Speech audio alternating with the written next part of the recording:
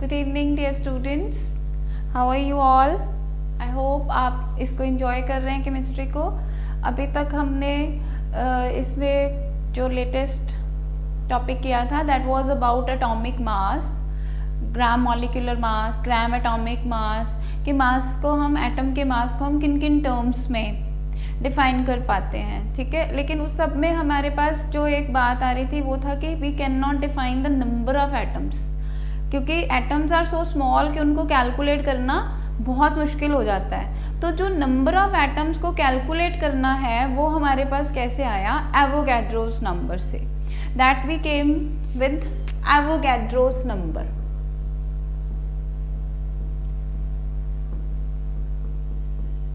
Avogadro's number क्या है? This all concept we will study in mole concept. Mole concept का थोड़ा सा इंट्रोडक्शन आपका पिछले क्लासेस में हो चुका है, लेकिन अभी जो आप 11th और 12th में ये आपको बहुत वाइडली यूज़ करना है, क्योंकि जितनी भी फिजिकल केमिस्ट्री है सारी मोल कॉन्सेप्ट के साथ चलती है। जहाँ भी आपको न्यूमेरिकल सॉल्व करने हैं, जहाँ भी आपको रिएक्शन का स्टॉकियोमेट्री देखना है, तो वहाँ आपको मोल कॉन्सेप्ट आना ही चाहिए। सारे लॉज में मोल कॉन्सेप्ट लगता है, ठीक है। तो हम इसको बहुत डिटेल से और बहुत अच्छे से धीरे धीरे से पढ़ेंगे ताकि इसके सारे कॉन्सेप्ट आपके दिमाग में आ जाएं। तो सबसे पहले जो हमारे पास है वो है Avogadro's number. What is Avogadro's number? This is actually defined as number of atoms in present in 1 gram atom of an element. और अगर ये एटम नहीं है, मॉलिक्यूल है, तो हम क्या लिखेंगे? और the number of molecules present in 1 gram molecule of the substance। और इस नंबर को कैलकुलेट किया गया और इसका जो वैल्यू है वो आती है हमारे पास 6.02 इंटू 10⁻23। और एवोगैड्रो नंबर को हम रिप्रेजेंट करते हैं Na के साथ, and this is equal to 6.02 into 10⁻23। Avogadro number कुछ नहीं है, this is a unit of number. जैसे आप पढ़ते हैं 1 डजन, तो जब भी हम 1 डजन कहते हैं तो डजन आपके दिमाग में क्या फिगर लाता है? 12। आप कहो 1 डजन बनाना तो 12 बनाना। आप कहो 1 डजन चेयर तो 12 चेयर, 1 डजन पेन तो 12 पेन्स, ठीक है। तो जस्ट लाइक मैक्रोस्कोपिक चीज़ों को गिनने के लिए हम dozen as a number unit use कर रहे हैं, ऐसे ही माइक्रोस्कोपिक जो पार्टिकल्स हैं, जैसे हमारे एटम्स हैं, मॉलिक्यूल्स हैं, इलेक्ट्रॉन्स, प्रोटॉन्स, इनको काउंट अगर हमें करना हो तो we use the term Avogadro's number, and this is equal to 6.02 into 10⁻23। This is called Avogadro's number. और एवोगैड्रो नंबर से ही हमारे पास डेफिनेशन आती है मोल की। Now what is mole? Mole और एवोगैड्रो नंबर का क्या रिलेशनशिप है? Actually mole is amount of substance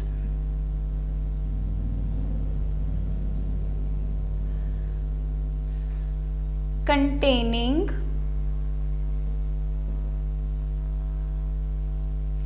Avogadro number of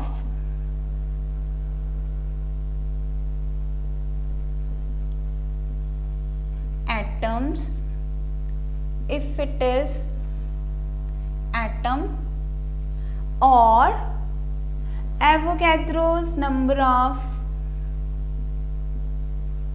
molecules if it is molecule. इस बात का क्या मतलब है समझो। अगर मान लो हम कह देते हैं 1 मोल ऑफ हाइड्रोजन एटम, तो इसका मतलब क्या हो गया? कितने हाइड्रोजन एटम?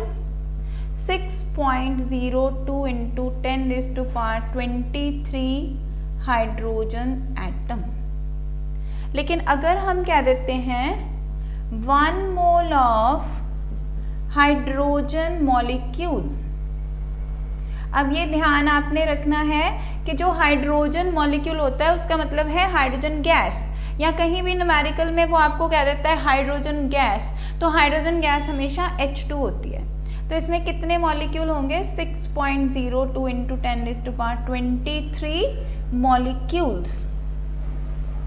पर इसमें एटम कितने होंगे, पर मॉलिक्यूल 2 एटम आ रहे हैं तो पर मोल 2 मोल आ जाएंगे, दैट इज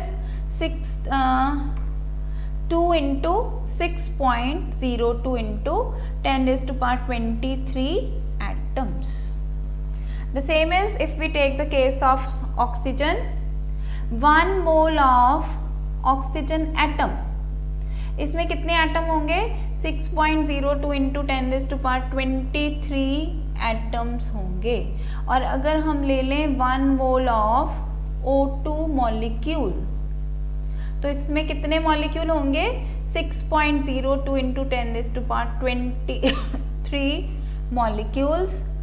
और अगर मैं कहूँ एटम्स, तो एटम्स कितने हो जाएंगे 2 इंटू 6.02 इंटू 10⁻23 एटम्स। अगर हम O2 ना लेके O3 ले लें, 1 मोल ऑफ O3 पता है सबको, दिस इज ओजोन। अब ओजोन में ozone is triatomic. 1 mole of O3 molecule, this will have 6.02 into 10⁻23 molecules। लेकिन अगर हमें इसमें एटम्स देखने हैं तो वो कितने आ जाएंगे 3 into 6.02 into 10⁻23 atoms। ठीक है, so this is how 1 mole and Avogadro number are related। क्या रिलेशन है, that 1 mole is equal to number of Avogadro 6.02 into 10⁻23, तो वो दोनों इक्वल है। ठीक है, अब जो मोल है हमारा, इसे हम 3 टर्म्स में डिफाइन करेंगे, 3 अलग अलग टर्म्स में डिफाइन करेंगे और उससे हम रिलेशन निकालेंगे। पहला है हमारे पास मोल in terms of, the first is in terms of mass। mass के टर्म्स में हम मोल को कैसे डिफाइन करते हैं, देखो हमने क्या कहा कि एक मोल क्या है, एक मोल जो है that is equal to the amount of substance present in 1 gram atom। ठीक है, और हमने कहा 1 मोल क्या है, 1 मोल is equal to Avogadro's number। तो in terms of mole, in terms of mass, how do we define mole? Mole can be defined as amount of substance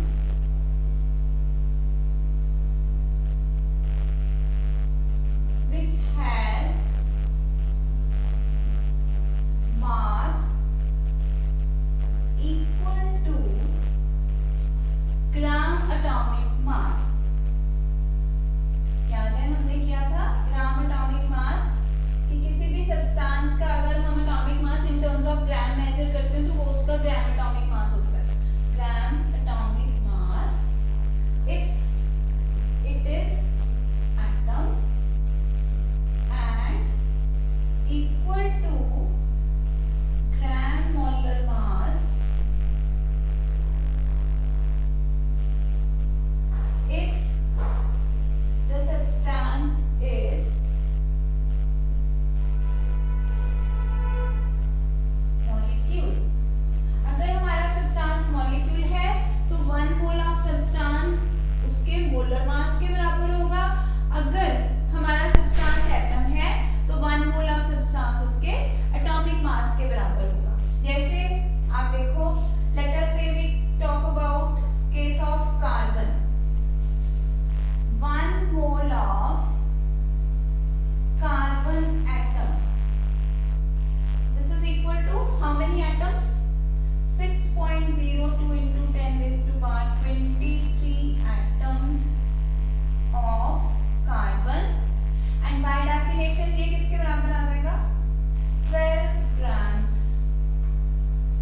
हमें पता है 1 मोल किसके बराबर है, amount of substance which has mass equal to gram atomic mass, और हमें पता है कार्बन का ग्राम एटॉमिक मास कितना होता है 12।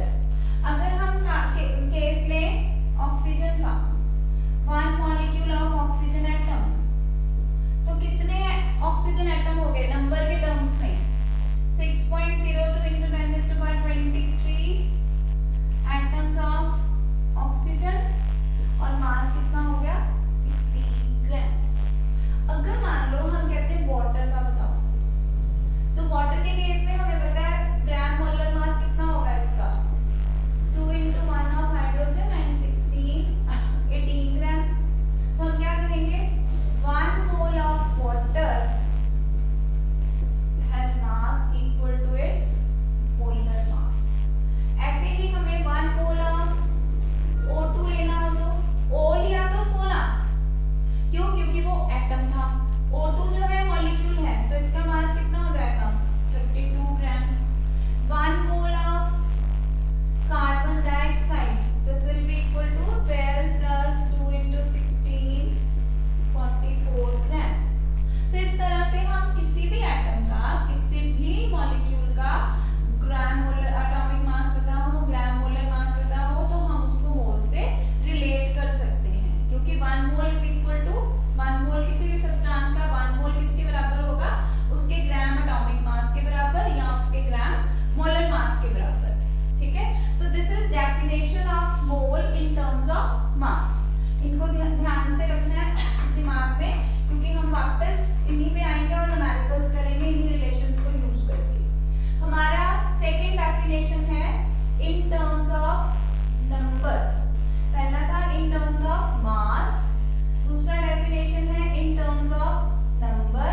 तो ये तो हमें पता चल ही गया, what is this, this is mole is amount of substance which contain Avogadro's number of atoms if it is atom, or Avogadro's number of molecules if it is molecule। ठीक है, तो यहाँ पे इसी पे देख लेते हैं 1 मोल ऑफ वाटर किसके कितने मोल हो गए molecule, 6.02 into 10⁻23 molecules। This is also 6.02 into 10⁻23 molecules। अब आप देखो मोल को मास से, मोल को नंबर से रिलेट किया हमने, तो मास और नंबर भी रिलेट कर देंगे बाद में। ठीक है, मास और नंबर का भी रिलेशन आ जाएगा हमारे पास। So this is in terms of number. Then we have third definition of mole in terms of volume. ये बड़ा इंटरेस्टिंग है। अब क्योंकि अगर हम बात करें गैस की, सब्सटेंस की बात करें तो अमाउंट हम कैलकुलेट कर लेते हैं, नंबर पार्टिकल्स को गिन सकते हैं, लेकिन गैसेस की हम वॉल्यूम लेते हैं, तो हम मोल को वॉल्यूम से भी रिलेट करेंगे। ठीक है, तो मोल को कैसे डिफाइन करेंगे, in case of gas 1 mole of a substance of a gas is amount of gas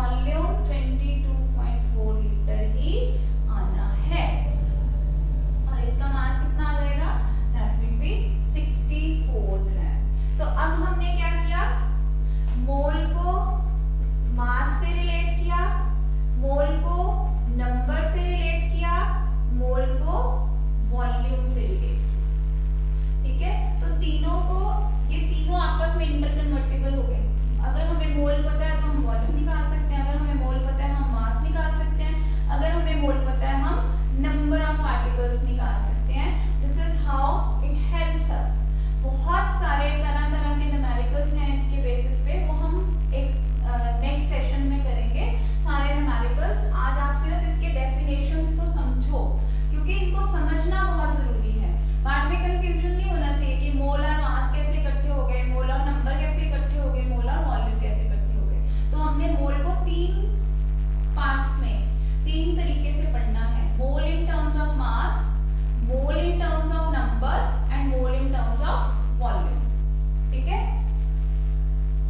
so this is your mole concept.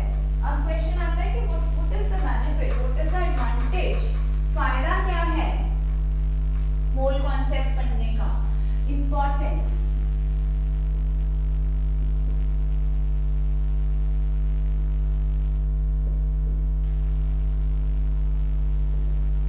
Importance क्या है, तो सबसे पहले जो सबसे बड़ी इंपॉर्टेंस है that you can calculate mass of one atom. करके दिखाऊं, मास ऑफ वन एटम हम कैसे कैलकुलेट करेंगे। हमने कहा 1 mole of hydrogen atom is equal to 6.02 into 10⁻23 hydrogen atoms, और इन सबका मास किसके बराबर है, 1 ग्राम। तो इससे हमें क्या पता चलता है, 6.02 into 10⁻23 हाइड्रोजन एटम्स हैज मास 1 ग्राम। तो 1 हाइड्रोजन एटम का मास कितना आ जाएगा, 1/6.02 into 10⁻23 ग्राम। तो with the help of mole concept we can calculate mass of 1 atom, mass of 1 atom.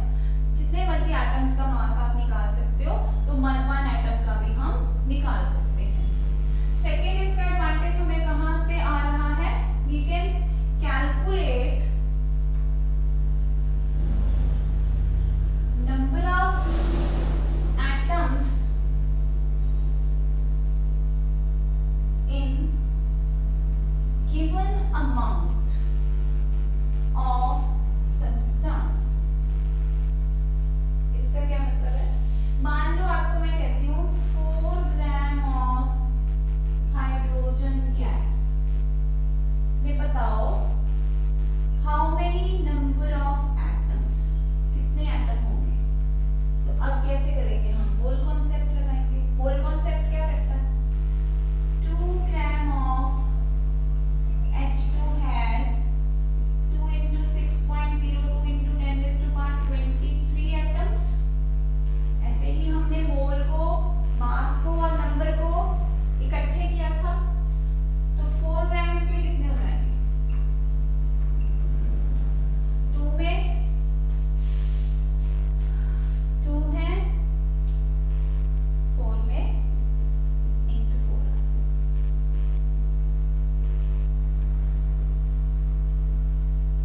तो हमें जितना मर्जी अमाउंट ऑफ सब्सटेंस दिया हुआ है, उसमें कितने नंबर ऑफ एटम्स हैं, we can calculate with the help of this. हम सिर्फ एटम्स ही नहीं कैलकुलेट कर सकते, हम नंबर ऑफ मॉलिक्यूल्स भी कैलकुलेट कर सकते हैं इन गिवन अमाउंट। यही एग्जांपल दोबारा ले लेते हैं, 4 ग्राम ऑफ H2, कितने मॉलिक्यूल, हाउ मेनी मॉलिक्यूल्स। तो हमें पता है अगर 1 मोल ऑफ H2 होगा तो वो 2 ग्राम होगा, तो उसके पास नंबर ऑफ मॉलिक्यूल्स होंगे 6.02 into 10⁻23 मॉलिक्यूल्स। ठीक है, तो 4 ग्राम्स के पास कितने होंगे, 2 into, इसको आपको करके दिखा दूं, 4/2 आ जाएगा ना, यूनिटरी मेथड लगाया और कुछ नहीं। ठीक है, so we can calculate number of molecules, we can calculate number of atoms, we can calculate mass of 1 atom। और बहुत ही बड़ा इसका एडवांटेज है to calculate atomic mass unit। ये वैसे मैंने आपको पहले लेक्चर में भी करके दिखाया था, अभी दोबारा करते हैं हम। हमने कहा था 1 AMU atomic mass unit किसके बराबर होता है, this is equal to 1/12 of mass of 1 carbon atom taken as C12। तो अब हमें पता लग गया कि mass of one carbon atom हम कैसे निकालते हैं, मोल कॉन्सेप्ट से। One mass of one carbon atom कितना हो जाएगा, 12 by 6.02 into 10⁻23। तो 1 AMU किसके बराबर हो गया, 1 by 12 into 12 divided by 6.02 into 10⁻23। तो यहाँ से हमारे पास 1 AMU की वैल्यू आ गई। That is also with the help of mole concept. तो हमने जाना दैट व्हाट इज 1 मोल। 1 मोल कुछ नहीं, 1 mole is actually Avogadro's number। Avogadro's number क्या है, Avogadro's number is just to calculate number of particles we have a number and that is equal to 6.02 into 10⁻23। और हमने फिर